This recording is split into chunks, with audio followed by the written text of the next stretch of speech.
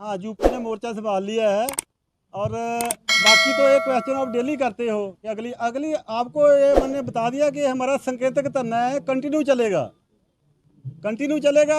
ठीक है, अगर सरकार बात हमारी मानती है तो जहाँ पर ही समाप्त हो जाएगा। अगर सरकार नहीं, हमारी जो हमारे मुद्दे हैं, जो हमारा इक्वल एमएसपी का, इक्वल डिसेबिलिटी पेंशन का, इक्वल पे फैक्टर का, मेन 3 इशू है हमारे। हमारी विडो पेंशन है, लिबर लाइफ फैमिली पेंशन, उनको नहीं है ORP 1 में कुछ मिला, ना ORP 2 में मिला। लिबर जो कम एज में शहीद हो जाते हैं 3-4 साल सर्विस, उनको कुछ नहीं मिला।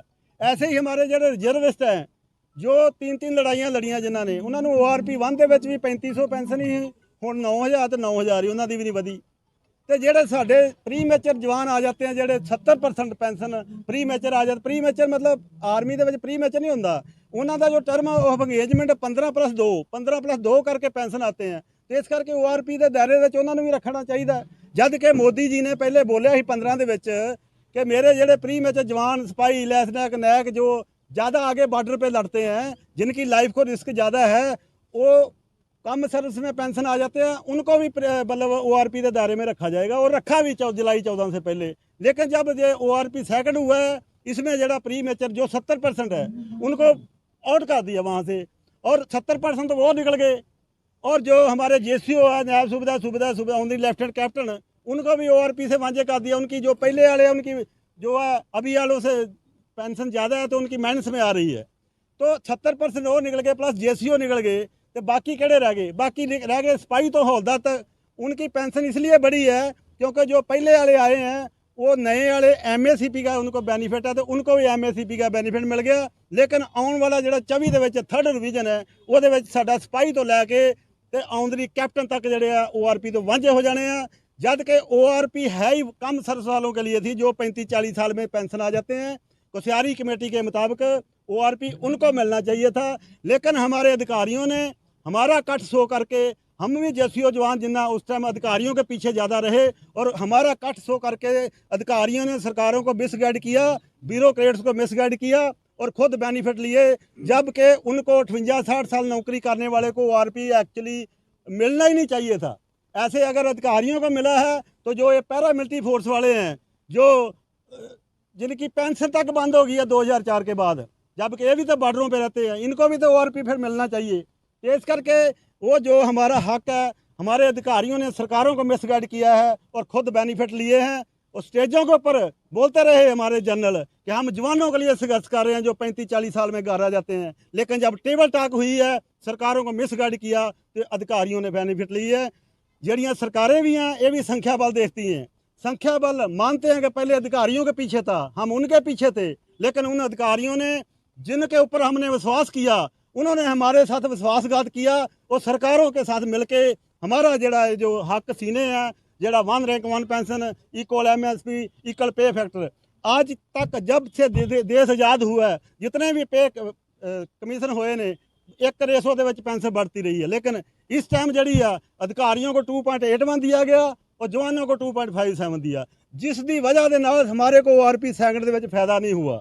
इस करके हमारे मेन 3 इशू है। हमारे को MSP जड़ी रिस्क फैक्टर है वो बराबर हो जाए, और जड़ा डिसेबिलिटी पेंशन है वो बराबर हो जाए, तो जड़ी पे फैक्टर बराबर हो जाए, तो हमारे को भी ORP सेकंड के फायदा हो सकता, वरना नहीं हो सकता। इस करके ही जब तक तीनों मुद्दे नहीं सरकार मानेगी, हम जहां दिल्ली छोड़ने वाले नहीं हैं। सरकार का जो हमारे साथ अनजस्टिस हुई है, उसका विरोध काली पट्टी बांध के कर रहे हैं। ये कुछ दिन चलेगा काली पट्टी, उसके बाद अगला हमारा कोर्स ऑफ एक्शन होगा कि हम सिर मंडवाएंगे। जैसे किसी के घर में डेथ हो जाती है ना, कि उसका किसी का बाप का साया उठ जाता है उसके, है ना, तो मुंडन करा लेते हैं। ऐसे ही हम भी मुंडन कराएंगे, और हम ये शो करेंगे कि हमारे जेड़े जवान हैं, JCO जवान हैं, जिन्होंने श्रद्धा के, जिनके बच्चे शहीदियाँ पा रहे हैं, उनके सिर के ऊपर से सरकार का साया उठ गया। ये हम संदेश देंगे। और 3 अप्रैल वाला जो कोर्स ऑफ एक्शन है, पूरे देश दे विच सारे हरेक जिले दे विच साडे साबका सैनिक जेड़े इकट्ठे होएंगे और शहर दे विच मार्च करेंगे, ताकि आम पब्लिक को भी पता लगे कि हमारे फौजी, हमारे साबका सैनिक, इनके साथ सरकारें कैसे दुर्व्यवहार कर रही ने। ये अपनी हकी मंगा वास्ते रोडों के ऊपर घूम रहे हैं, और रोडों हरेक शहर दे विच रोड मार्च किया जाएगा, और DC जड़े हरेक DC नूं मैंबर नूं दिता जाएगा। सरकार को अभी धीरे धीरे पता चले। आज तक तो 75 साल में सरकार जितनी भी पोलिटिकल पार्टियां आई हैं, उन्होंने यही सोचा कि अफसरों के पीछे सब जवान है, हमारे को भेड़ बकरी समझा। लेकिन अभी हम जागरूक हो गए हैं अपने हकी मंगां वास्ते। सानू साडे अधिकारियों ने धोखा दिता। साडा सरकारों के उत्ते रोस कम है अपने अधिकारियों के ऊपर ज़्यादा, जिन्होंने सरकारों को मिसगाइड किया। हमारे को विश्वास है कि सरकारों के कन्ना तक आवाज़ जाएगी कि अभी संख्या बल हमारे पीछे है। हम लोग 97% है, अधिकारी 3% है। इस करके संख्या बल हमारे साथ, जैसे जैसे जैसे मछली जड़ी है ना पत्थर चट के वापस आती है ना, ऐसे हमारे जो भी जेसीओ जवान जो अफसरों के पीछे लगे हुए हैं ना, वो पत्थर चट के वापस आ रहे हैं, हमारे अपने जवानों के साथ आ रहे हैं। और हमारा संख्या बल हम सरकार को दिखाएंगे।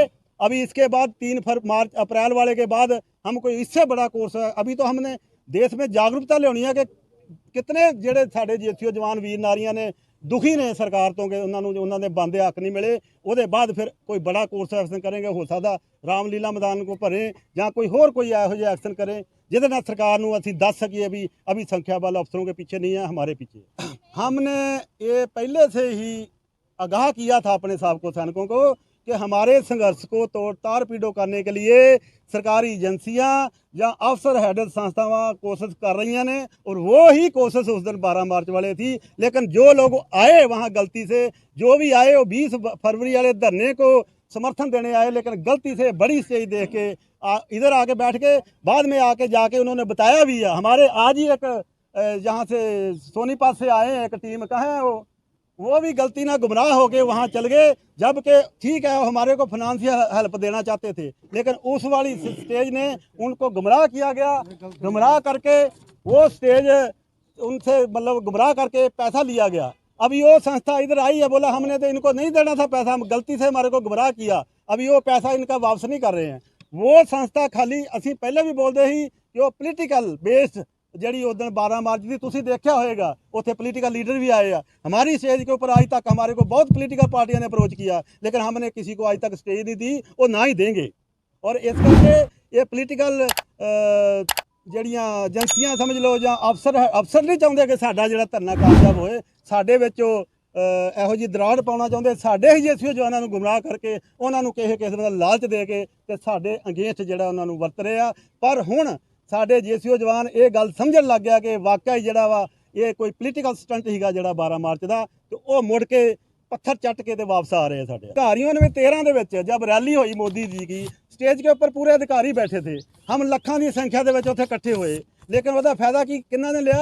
कोई MP बन गया, कोई राज्यपाल बन गया, कोई विधान सभा चल गया, कोई राज्यसभा चल गया, लेकिन उन अधिकारियों ने आज तक हमारा जेसीओ जवानों की आवाज़ उठाई लोक सभा के राज्यसभा के नहीं उठाई।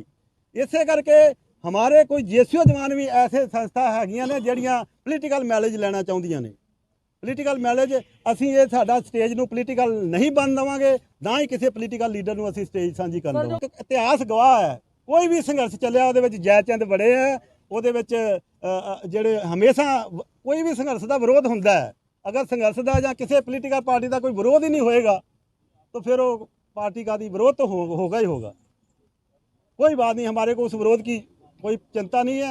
हमने अपने साफ नीयत के नाल पूरे देश के साबका संघ जथेबंदियां ने अगर विश्वास किया है पंजाब वाली जथेबंदियां के उत्ते, ते असी कभी भी मतलब विश्वासघात नहीं करांगे अपने साबका सैनिकों के नाल। जिवें कि असीं अफसरां दे उत्ते विश्वास किया और उन्होंने साडा विश्वासघात किया। ਅਸੀਂ ਤੁਹਾਡੇ ਜਿੰਨੇ ਚੈਨਲ ਦੇ ਮਾਧਿਅਮ ਰਾਹੀਂ ਪੂਰੇ ਦੇਸ਼ ਦੇ ਸਾਬਕਾ ਸੈਨਿਕਾਂ ਨੂੰ ਇਹ ਮੈਸੇਜ ਦੇਣਾ ਚਾਹੁੰਦੇ ਹਾਂ ਕਿ ਅਸੀਂ ਜਿਹੜਾ ਤੁਸੀਂ ਵਿਸ਼ਵਾਸ ਕੀਤਾ ਸਾਡੇ ਉੱਤੇ, ਅਸੀਂ ਤੁਹਾਡੇ ਨਾਲ ਵਿਸ਼ਵਾਸਘਾਤ ਨਹੀਂ ਕਰਾਂਗੇ।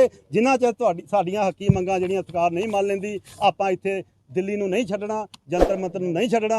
ਅਗਰ ਸਾਨੂੰ ਪਰਮਿਸ਼ਨ ਨਹੀਂ ਵੀ ਮਿਲਦੀ ਤਾਂ ਆਪਾਂ ਬੈਠ ਜਾਣਾ, ਭਾਵੇਂ ਸਾਡੇ ਤੇ ਗੋਲੀ ਚਲਾ ਦਿਓ, ਭਾਵੇਂ ਬਲਡੋਜ਼ਰ ਚਲਾ ਦਿਓ, ਅਸੀਂ ਉਹਨਾਂ ਚਿਰ ਇੱਥੋਂ ਨਹੀਂ ਉੱਠਾਂਗੇ।